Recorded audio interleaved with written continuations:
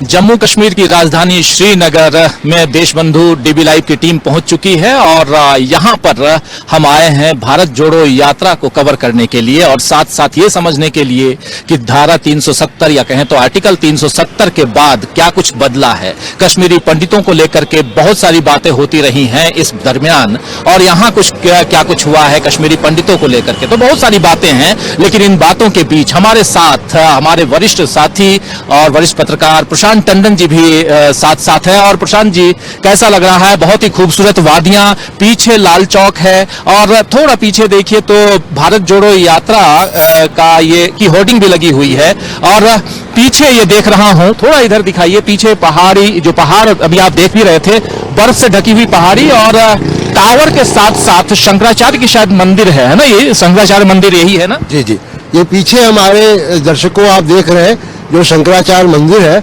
और सामने की तरफ अभी कैमरा पर्सन हमारे दिखाएंगे भारत जोड़ो यात्रा का जहां पोस्टर लगा हुआ है उसके पीछे जो सड़क जा रही है ये ऐतिहासिक लाल चौक है राजीव जी। और लाल चौक के बारे में जरूर समझना चाहूंगा क्योंकि बार बार चर्चा होती है लाल चौक की। झंडा फहराने को लेकर लाल चौक काफी चर्चा में रहा है, क्या है, कैसे है ये? नहीं, लाल चौक में अभी भी झंडा फहरता है भारत का और पहली बार 1948 में पंडित नेहरू ने यहाँ झंडा फहराया था जब पाकिस्तान के फौजों को खदेड़ा था और जम्मू कश्मीर का जो है वो राजा हरि सिंह ने विलय किया था। तब उसके बाद यहाँ पे शेख अब्दुल्ला उस वक़्त के इलेक्टेड सदर रियासत थे यहाँ के और उन दोनों ने मिलकर यहाँ झंडा फहराया था। लाल चौक का महत्व ये है राजीव जी कि जब राजशाही के खिलाफ यहाँ पे विद्रोह हुआ तो वो जो रेजिस्टेंस मूवमेंट था उन्होंने, आप तो मॉस्को में रहे हैं, और मॉस्को के रेड स्क्वायर की तर्ज पे इसका नाम लाल चौक रखा था। अच्छा, ये मतलब कहीं ना कहीं ये कनेक्शन जो है मॉस्को से भी है। और जवाहरलाल नेहरू जी की जब आप बात करेंगे, जिक्र करेंगे तो सोवियत संघ का जिक्र खुद ब खुद आ जाता है और आप सब जानते हैं, उस इतिहास में नहीं जाना चाहूंगा। लेकिन यहाँ चूंकि हम लोग कवर करने आए हैं भारत जोड़ो यात्रा और उससे जुड़ी हुई तमाम चीजें, तमाम खबरें आप तक हम पहुंचाएंगे और समझने की कोशिश करेंगे। आज 28 तारीख है और आज की तारीख में अवंतीपोरा से ये यात्रा आगे निकल चुकी है और प्रशांत जी जैसी खबर है कि ये पुलवामा होते हुए श्रीनगर पहुंचेगी। क्या कुछ आप देख रहे हैं? क्योंकि सुबह हमने देखा कि महबूबा मुफ्ती इस यात्रा में जुड़ी, उनके साथ कुछ महिलाएं भी थी, महिलाओं का जत्था था और शुरू में तो राहुल गांधी हाफ जैकेट में नजर आए लेकिन उसके बाद उन्होंने हमेशा की तरह जैसे जैकेट उतार दिया और टी शर्ट में नजर आ रहे हैं। बिल्कुल, और श्रीनगर के बॉर्डर तक आज यात्रा पहुंच जाएगी और कल वो श्रीनगर के अंदर शायद एंटर करेंगे वो। लेकिन मैं 2019 में आया था राजीव जी, जब धारा 370 हट गई थी और उसके 1 महीने बाद में यहाँ आया था। सब कुछ बंद था, लॉकडाउन था, फोन भी बंद थे, बाजार बंद थे। आज देखकर बड़ा अच्छा लग रहा है कि जीवन चल रहा है, स्कूल जाते हुए बच्चे दिख रहे हैं, बाजार खुले हुए हैं, ट्रैफिक चल रहा है। तो श्रीनगर इसी तरह खुशहाल रहे, खूब सैलानी आए यहाँ पे, लोगों का घर बार चले तो अच्छा लगता है देखकर। स्वर्ग जो कहा जाता है कि स्वर्ग यही है, यही है, यही है, हम ही हस्तो, हम ही हस्तो, हम ही हस्तो, वो स्वर्ग देखिए सैलानियों के लिए तो है। मौसम बड़ा खुशगवार है, बर्फ गिरी हुई है, परसों बर्फ गिरी थी, डल लेक है, डल लेक में शिकारा में आप घूमेंगे, हाउस बोट है।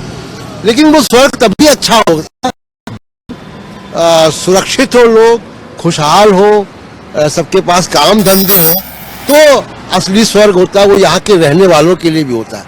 तो वो स्वर्ग भी बने कश्मीर। बिल्कुल बिल्कुल, एक गाना आप लोगों को याद होगा कि कितनी खूबसूरत ये तस्वीर है, शायद ऐसा ही है ना, मौसम बेमिसाल बेनजीर है, ये कश्मीर है, ये कश्मीर है, ये कश्मीर है। तो स्वर्ग की बात होती है, अम्यस्तो अम्यस्तो अम्यस्त।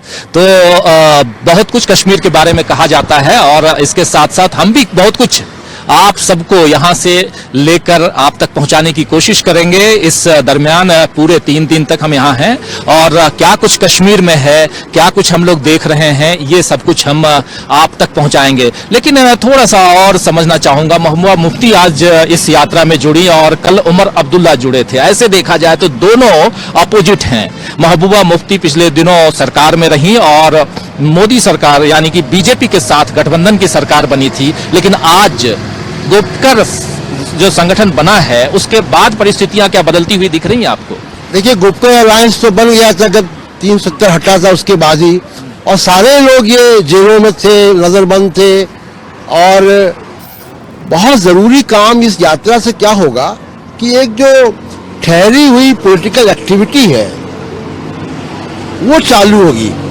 जो अटल बिहारी वाजपेयी ने कहा था कि जमहूरियत, कश्मीरियत और इंसानियत, तो वो लागू नहीं हुआ। अफसोस की बात है कि जिन पार्टी के प्रधानमंत्री ने कहा उन पार्टी ने लागू नहीं किया इसको। कश्मीरी लोगों के साथ डायलॉग नहीं हुआ, नॉर्मल पॉलिटिकल एक्टिविटी नहीं हुई। लगता है ऐसा है कि ये यात्रा से ये ट्रिगर होगा कि एक नॉर्मल पॉलिटिकल एक्टिविटी होगी। और अब डिलिमिटेशन हो चुका है तो इलेक्शन की भी घोषणा जल्दी होने की उम्मीद है। बिल्कुल, चुनाव आयोग ने तो कहा है कि हमारी तैयारी पूरी हो चुकी है और जैसा माना जा रहा है कि कर्नाटक के साथ साथ कश्मीर में भी चुनाव हो और ये कश्मीर के लोगों के लिए भी बहुत जरूरी है। और जैसा राहुल गांधी कह रहे हैं कि स्टेटहुड का दर्जा जो है वो मिले, यानी पूर्ण राज्य का दर्जा मिले। इसको लेकर के जब आप 2019 में 5 अगस्त के बाद यहाँ आए और सब कुछ बंद था, जैसा आप बता रहे हैं, परिस्थितियां बिल्कुल विपरीत थी। आज आपको भी खुशी हो रही है कि चहलकदमी है इस शहर में, श्रीनगर में। आज जब भारत जोड़ो यात्रा यहां पहुंचने वाली है, इसको लेकर के भी हम बात करेंगे जरूर कश्मीर के लोगों से। लेकिन आपके मन में 2019 को अगर देखा जाए और आज को देखा जाए और साथ साथ भारत जोड़ो यात्रा को देख रहे हैं,